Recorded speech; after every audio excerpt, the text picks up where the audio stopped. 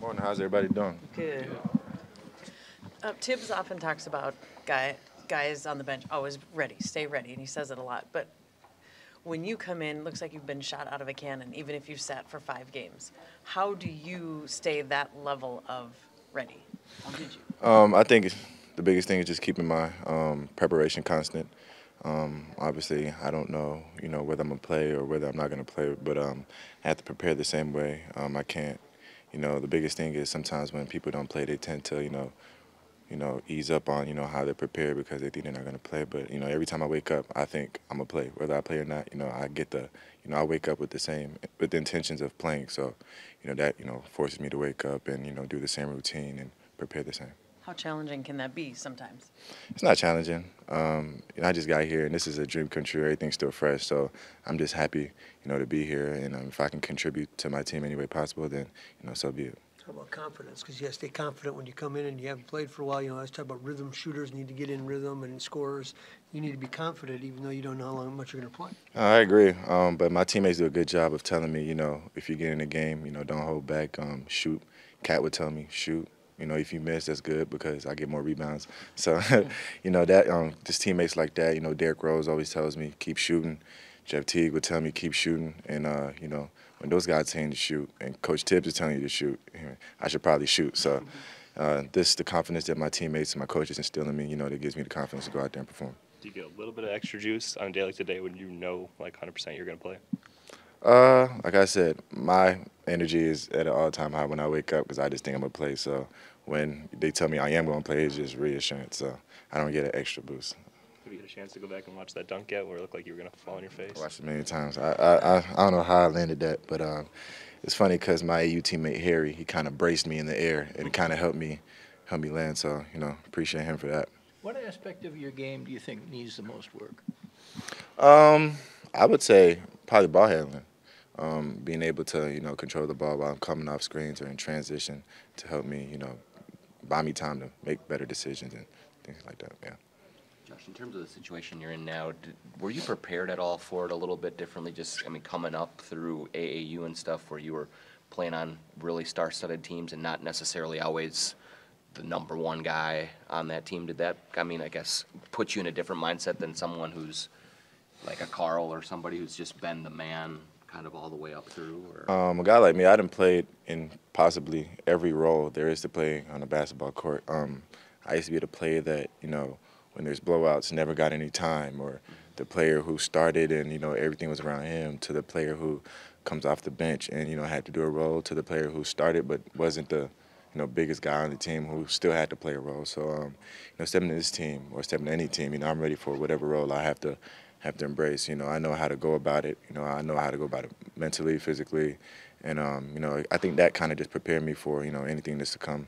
And for example, like this team, whether some games I start, some games I don't play, some games I come off the bench, but I'm just ready for it all. Thank you, Josh. Thank you.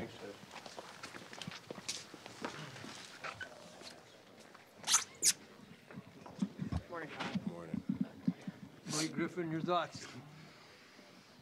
He's tall, athletic. He's a pretty good player. I didn't know where that was going. He's added the three-point shot to his game. You have had the three-point shot. Have you always had it at every level, or was there a time when you really had to focus on creating that? Thanks to my dad, I've always had it. He always told me how important it was to be versatile. So every time we worked out in the gym or anything, it was always working on all the skills, not just being a big man. Can guys become good shooters just through repetition? Do some guys either have a feel for shooting or not?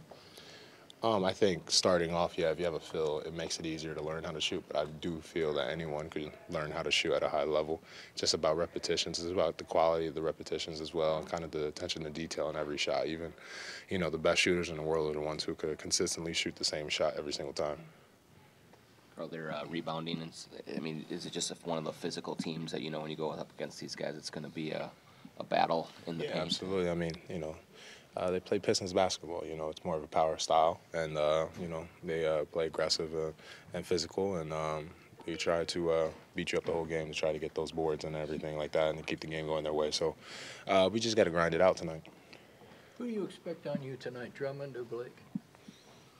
I mean, teams Everybody. have approached it different ways. Everybody. I think every team has approached it with the same approach as everybody. So I don't see nothing different tonight. With a shot blocker like Drummond, how important is just ball movement to kind of get him moving and keep him away from the basket? I mean, he's just got to, these are the type of games when you're playing a great player like Andre Drummond, where you got to go deeper in your back, and you got to use more of the skills that you had. So I just got to be able to be I got to keep him guessing about what I'm going to do the rest of the night. Did you get used to that after a while because you've seen it now for a couple of years that you're not quite sure what they're going to throw at you, but you know you're going to see something different? I mean, I'm pretty sure usually every night what's going to happen. So I just go out there and just try to, first couple plays, get a feel for the game, and then see how the game is going to adjust to me throughout the game. Sometimes, I could come out real hot and score really quick, but then sometimes, second half they change up their philosophy, and it's more about making sure I get my teammates even more open shots. How much of a complication is it to cross-match sometimes, coming down the floor? It's more, but that's more communication. If you communicate with everyone, then everyone knows what they're doing. Everyone picks up their man accordingly. I think, for us, we're very fortunate that we have a pretty tall team from shooting guard up where it feels that everyone's about the same height. So, feeling a cross match doesn't really feel like a cross match. It feels like you're guarding another player. Carl, does Andre Drummond go after offensive rebounds in particular different or with more tenacity than other bigs you face? I mean, he definitely goes with more tenacity. I think he goes tenacity for every rebound. He's a rebounding machine. So you got to make sure you find a way to keep him off the glass. And with his size and his just natural size and his length, and his athleticism, it gives him a great ability to go get a lot of rebounds. How much pride do you personally take in your ability to be able to go every night and your durability in the NBA? That was the perfect word. Yeah, I take a lot of pride in it. So my pride hasn't let me miss a game yet in the NBA. So my pride's not going to let me miss tonight as well. I didn't think it would. Yeah,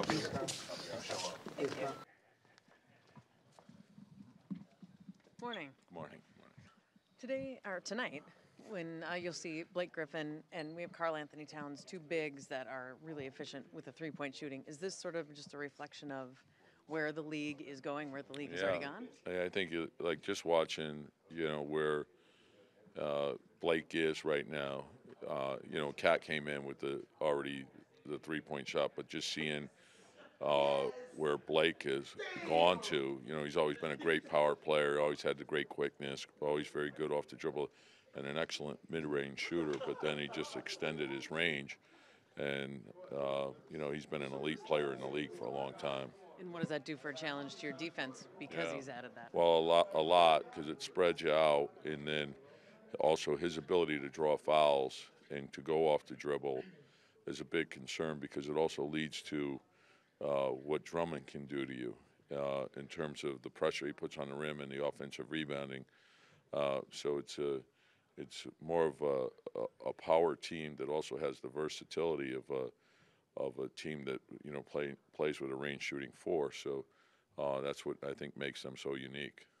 In the past, the Pistons have beaten you guys with the pick and roll, high pick and roll with Drummond and Jackson sometimes. That is de-emphasized, but that still can be a pretty potent part of the game. Yeah, no, and obviously, a guy like Jackson and Calderon, who's played well for them, is both very good pick and roll players. And it's sort of like the challenge of our league now is your transition defense, and then you're seeing a lot of drag and double drag type action, and so and you have to have the ability to guard multiple pick and rolls on the same play. So sometimes there's a pick and roll on one side, a kick pass, and then it ends up being another pass, and most teams are trying to force the shift then to try to get downhill. And that's why the multiple effort is so important. You may get the initial one right, and that might even be a false one, and then the second one is really the one that everyone's looking towards. Tom, everybody talks about rotation and this thing. What's the most players you can play in a rotation and still keep everybody comfortable? Well, you see them, most teams are at 9, sometimes 8. There's a couple teams that go to 10, and they split the last position where you're giving two guys 6 or 7 minutes each. and sometimes I think when you do that, you know, you take away from the rhythm of everyone. So you're seeing more, I think, 8 and 9 man rotations. What do you think, Dwayne, this far into the season, Dwayne's biggest impact on that franchise has been? He's been a good coach in this league for a long time, you know, and I really thought that they had a great foundation, you know, in the way they played last year. If you went back and you dug into, you know, who they are as a team, they had a lot of injuries last year, but when they were at full health, they had a very good record. And so that foundation's been laid, and I think Dwayne is, you know, just adding on to it. And I think getting Blake was, you know, he's such a, you know, big impact type guy. But the big thing I think is the health, and you know, but they got a lot of good, talented players. When Teague is playing well, what's kind of a nightmare matchup is he? When he's shooting the ball well, does he become a real force? When he gets Well, you know, I think when Jeff's playing well, I think, you know, you're talking about a guy who's, you know, one of the leading assist men in the NBA. You know, so and I think, you know, throughout his career, he's shown that he's been a very effective scorer also. So I think the biggest thing with him is he can do a little bit of both, and I think because of the weapons that we have, and then of course our ability to play with multiple point guards, I think increases the speed of the game too. Thanks, Coach.